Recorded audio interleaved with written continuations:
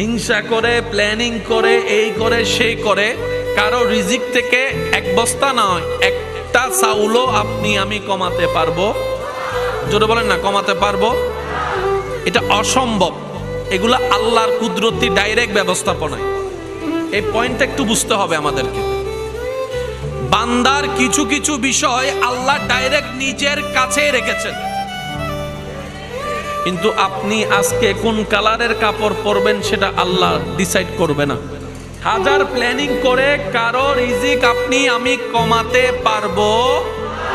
হাজার হিংসা করে আপনি ওনার কল্যাণ দেখে, উন্নতি দেখে জ্বলতে পারবেন, ওনার নামে বরাদ্দ রিজিক আপনি কমাতে পারবেন না, আমি কমাতে পারবো না।